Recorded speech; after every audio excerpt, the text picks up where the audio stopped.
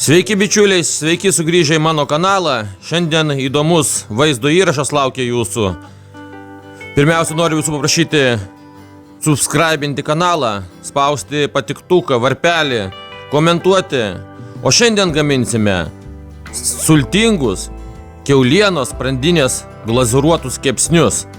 Receptas išties labai paprastas, bet žiauriai skanus. Mes jau esame jį išmėginę, todėl nusprendėme parodyti ir jums.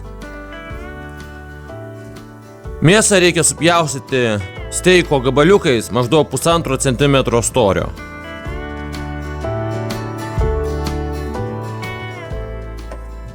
Supjaustytą sprandinę reikia gerai išmušti plaktuku. Skamba net visa virtuvė.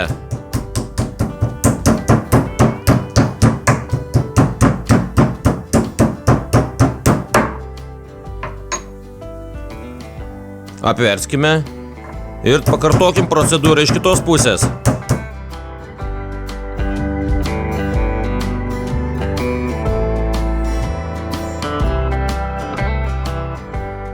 Ta patį reikia padaryti su visais 4 mėsos gabalais. Imam galvutę česnako ir susmulkinam su peiliu smulkiai. Česnako čia negailėkit, tikrai jisai duos žiauriai gerą skonį.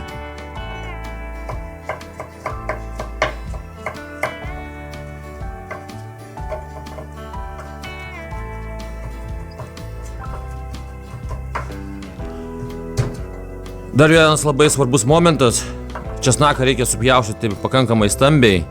Jokių būdų netraišykite su presu juo, nes jisai jums tiesiog pradės degti.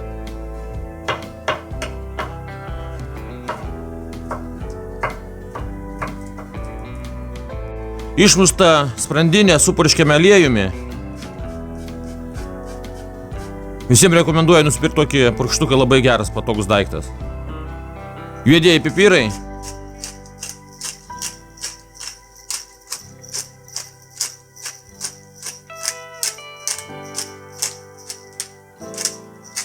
Barstome druską.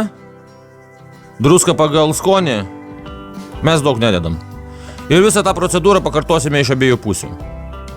Noriu jums parodyti labai įdomų dalyką. Turim nusipirkę nerūdijančio plieno skysčių matuokliai. Yra 250 ml, 125, 80, 60 ir 30. Labai geras daiktas. Pilam 250 ml sojų padažo. Šviesus. Šiaip geriausia naudoti, kurį patys labiausiai mėgstat. Aš mėgstu, pavyzdžiui, labai Kikoman. Išpylėm sojų padažą į indą. Į sojos padažą pilame 2 šaukštus medaus. Medų galite ištirpdyti, jeigu jisai kietas mikrobanginiai, pašildoti ir jisai pasidaro skystas. Ir gerai reikia viską išmaišyti. Jeigu sojų padažas labai sūrus, tai galite medaus įdėti daugiau. Padažas turi gauti sūrus ir saldus. Turi būti balansas. Ruošiam grilių. Kaip įkurti grilių video esat matę.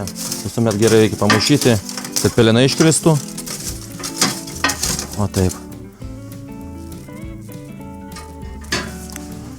Toliau imu savo žymųjį įdegimo būdą. Neturiu kaladėlio. Teks naudotis štai tokiu būdu. Popierius. Aliejus, kol žmona nemato, panaudosim.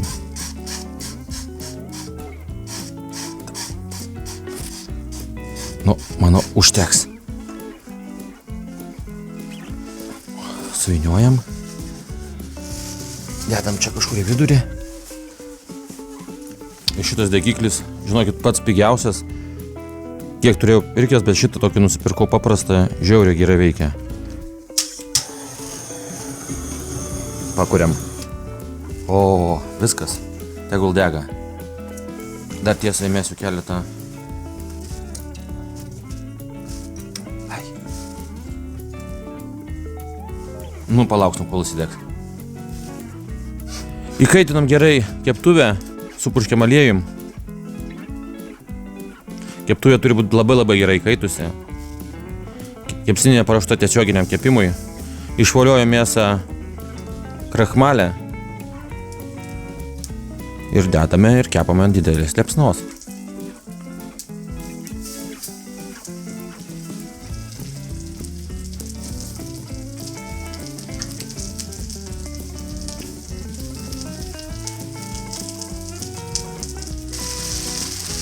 Vieną pusę apkepę, apverčiam kepsnius.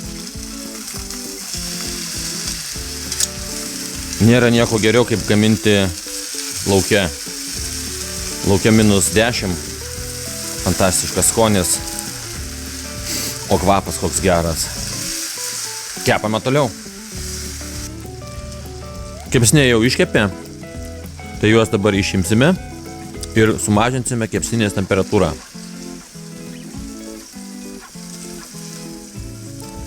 Toliau nepabėgite, tuoj pamatysite, ką toliau darysime.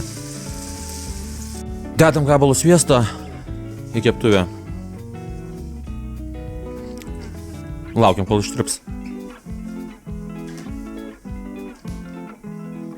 Toliau dedame česnakus į keptuvę. Mes įdėjom deflektorių, kad temperatūra nukristų.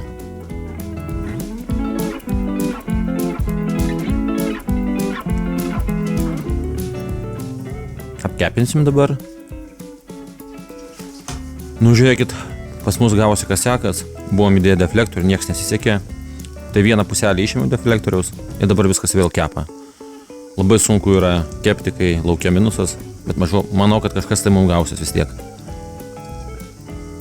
Ir žiūrėkit, kad česnakai nesudegtų. Pilam padažą, medaus ir sojų.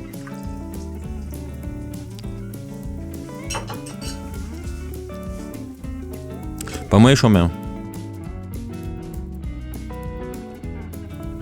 Jisai turi sutirštėti.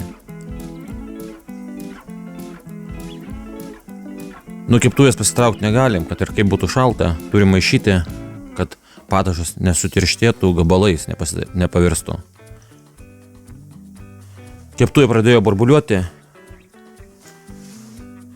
Grąžinsime kepsnius.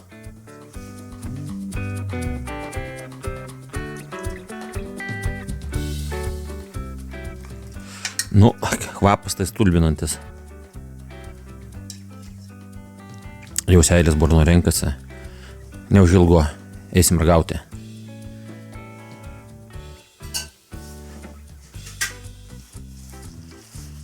Nu, žiūrėkit, mūsų padažas jau tirštėja. Dar keletą minučių apversime ir netrukus eisim ragauti. Tai visus kviečiu prie stalo. Pomidorai, batatai. Sprandinė iškepta, ragaujame. Žiauriai valgyt noriu, tai aš paragausiu greitai, su visais atsisveikinsiu. Neteko man ragauti dar tokio sultingo mėsos šmoto. Žinot, ką pasakysiu? Gaminkite, valgykite, būkite sveiki, nepamirškit komentuoti, laikų, iki naujų susitikimų.